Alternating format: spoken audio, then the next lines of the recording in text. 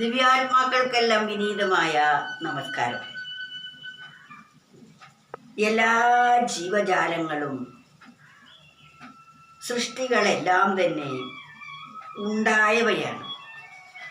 ഉണ്ടായവ എല്ലാം നാശത്തിന് വിധേയമാണ്. ഉണ്ടാവുക, നിലനിൽക്കുക, ഇല്ലാതെയാവുക എന്നത് സൃഷ്ടിയുടെ സ്വഭാവമാണ്. എന്നാൽ മറ്റ് ജീവജാലങ്ങൾക്കൊന്നിനും തന്നെ നാശത്തിൽ ഭയമില്ല. അവർക്ക് ഭാവിയെക്കുറിച്ച് ആലോചിച്ച് ദുഃഖിക്കലില്ല. മനുഷ്യന് ബുദ്ധിയും വിവേകവും തന്നത് മരണത്തെ അതിവർത്തിക്കുവാൻ വേണ്ടിയാണ്. പക്ഷേ മനുഷ്യനാകട്ടെ മരണത്തെ അതിജീവിക്കാൻ പഠിക്കുന്നതിന് പകരം മരണത്തെ ഭയപ്പെടുകയാണ് ചെയ്യുന്നത്. ആ മരണഭയം പോകാൻ നാം എന്താണ് ചെയ്യേണ്ടത്? അതിനുള്ള പ്രതിവിധി എന്താണ് മരണഭയം ഉണ്ടാവാൻ എന്താണ് കാരണം?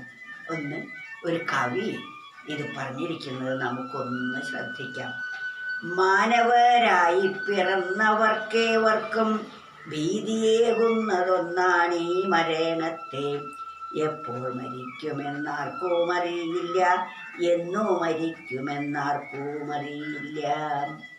എവിടെ വെച്ചാണ് മരിക്കുക എന്നതും തിട്ടമായിന്നോളം ആർക്കും അറിയില്ല. ആത്മബോധത്തോടെ ജീവിക്ക എന്നതാ നീ ഭീതിയില്ലായ്മ ചെയ്യുവതിനുത്തമം. എവിടെ വെച്ചാണ് മരിക്കുക, എപ്പോഴാണ് മരിക്കുക, എങ്ങനെയാണ് മരിക്കുക, ഇതൊന്നും ആർക്കും അറിയുകയില്ല. എന്നാൽ ഈ മരണഭയം ഒഴിവാക്കാൻ ഒരു പോംവഴിയുണ്ട്, ഒരു ഔഷധമുണ്ട്. അതെന്താണ്? ആത്മബോധത്തോടെ ജീവിക്ക എന്നതാം ഈ ഭീതി ഇല്ലായ്മ ചെയ്യുവതിനുത്തരം. ആത്മാവിനെ സംബന്ധിച്ചുള്ള അറിവ്, ആ അറിവ് എന്താണ്? ആത്മാവിനെ സംബന്ധിച്ച അറിവ് ഈ നാം ഇന്ന് കാണപ്പെടുന്ന ഈ വസ്തുക്കൾ, നമ്മുടെ ദേഹാദികളെല്ലാം ഉണ്ടായതും കുറച്ചു കാലം നിലനിൽക്കുന്നതും ഇല്ലാതെയാകുന്നതുമാണ്. ദേഹത്തിൻ്റെ മറ്റു വസ്തുക്കളെല്ലാം, ദേഹേതര വസ്തുക്കളെല്ലാം അപ്രകാരമാണ്. അതിൽ ഈ ഞാൻ എന്ന് പറയപ്പെടുന്ന ശക്തി അനശ്വരമാണ്. ഞാൻ ആരാണ്? വാസ്തവത്തിൽ ഞാൻ ഇപ്പോൾ ധരിച്ചിരിക്കുന്നത് ദേഹമാണ്. ഞാനൊരു സ്ത്രീയാണ്, ഞാനൊരു പുരുഷനാണ്, ഞാൻ കുട്ടിയാണ്, എനിക്ക് വയസ്സായി എന്നൊക്കെ നമ്മൾ പറയുന്നില്ലേ? അപ്പോൾ ശരിക്കും ഞാനിപ്പോൾ ഈ ദേഹസംബന്ധിയായ ഒരാളാണ്. എന്നാൽ അതല്ല നമ്മൾ ആരാണ് എന്ന പരമസത്യം ബോധിക്കുമ്പോൾ എനിക്ക് മരണമില്ല എന്ന അവസ്ഥയിലേക്ക് എത്തും. മരിക്കുന്നത് ശരീരമാണ്. അതേ നമുക്കറിയാത്തതുള്ളൂ. ശരീരത്തിൻ്റെ മരണം എപ്പോഴാണ്, എവിടെ വെച്ചാണ്, എങ്ങനെയാണ് മരിക്കുക എന്നൊന്നും നമുക്കറിയുകയില്ല. എന്നാൽ മരിക്കാത്ത എന്നെ തിരിച്ചറിയാനാണ് ജീവിതം. ഞാൻ ആരാണെന്ന പരമസത്യം അറിഞ്ഞാൽ അതാണ് ആത്മബോധത്തോടെ ജീവിക്ക എന്നതാ നീ ഭീതി ഇല്ലായ്മ ചെയ്യുവതിനുത്തമം. ഈ മരണഭയം ഇല്ലാതെയാക്കാനുള്ള പോംവഴി എന്താണ്? ആത്മബോധത്തോടെ ജീവിക്കുക. നമ്മുടെ ജീവിതം ആത്മാവിനെ അറിയാൻ വേണ്ടിയുള്ളതാണ്. അതിനുവേണ്ടിയാണ് നാം പരിശ്രമിക്കേണ്ടത്. ഞാൻ ആരാണ് വാസ്തവത്തിൽ എന്ന് സത്യം ബോധിക്കുക. സത്തും അസത്തും എന്ന രണ്ട് ഭാവമുണ്ട്. അസത്തെന്നാൽ ഉണ്ടായി നിലനിന്ന് ഇല്ലാതെയാകുന്നതാണ്. അതാണ് ദേഹവും, നമ്മുടെ ഈ ദേഹവും മറ്റു ദേഹേതര സർവവസ്തുക്കളും അസത്താണ്. എന്നാൽ ഈ അസത്തുണ്ടാവണമെങ്കിൽ സത്തായിരിക്കുന്ന ഒന്ന് കൂടിയേ കഴിയൂ. ആ സത്താണ് വാസ്തവത്തിൽ ഉള്ളതായിട്ടുള്ളത്. ആ ഉള്ളതിനെ അറിഞ്ഞാൽ അതിന് മരണമില്ല, അതിന് നാശമില്ല, അതെന്നും ഒരേപോലെ നിൽക്കുന്നതാണ്. അതിൻ്റെ സാന്നിധ്യം കൊണ്ടാണ് ഈ ഞാൻ നിലനിൽക്കുന്നത് എന്ന ബോധം നമുക്കുണ്ടാവണം. എന്നാൽ ആ അറിവില്ലായ്മ കൊണ്ട് നാം ഈ ഞാനെന്ന് പറയുന്നത് ഈ ദേഹമായി തെറ്റിദ്ധരിച്ചിരിക്കുന്നു.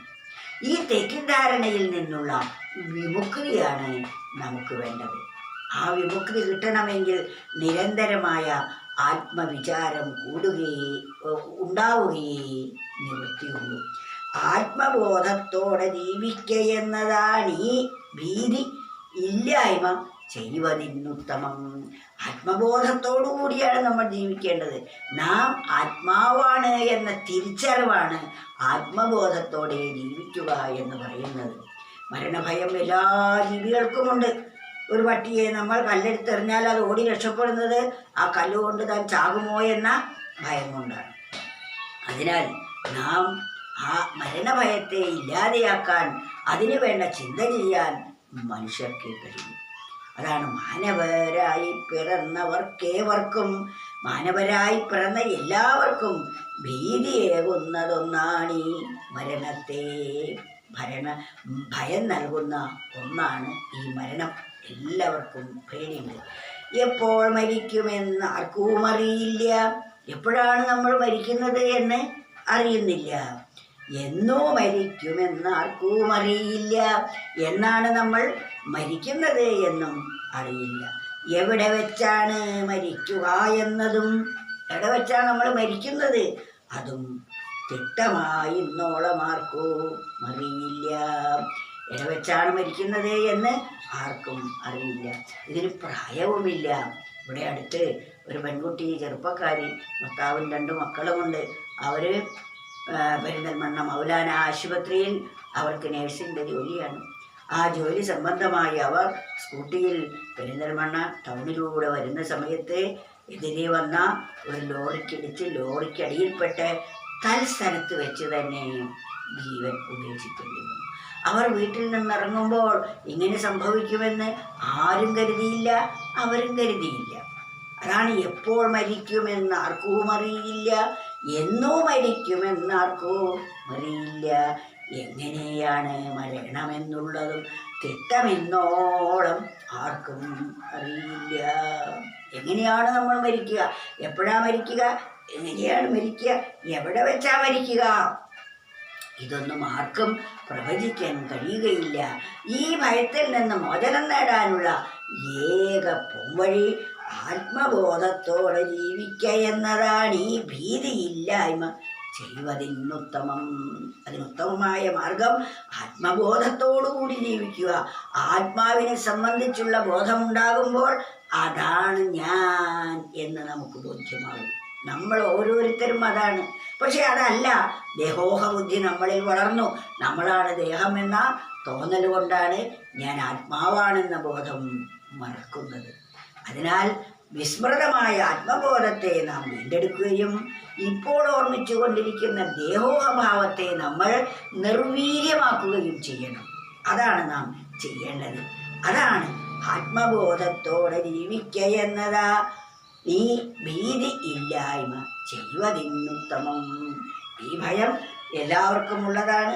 അതിനാൽ ഈ ഭയത്തെ ഒഴിവാക്കാൻ നമ്മൾ എത്ര മരുന്നോ ഡോക്ടറോ ഒന്നും ഉണ്ടായിട്ട് കാര്യമില്ല.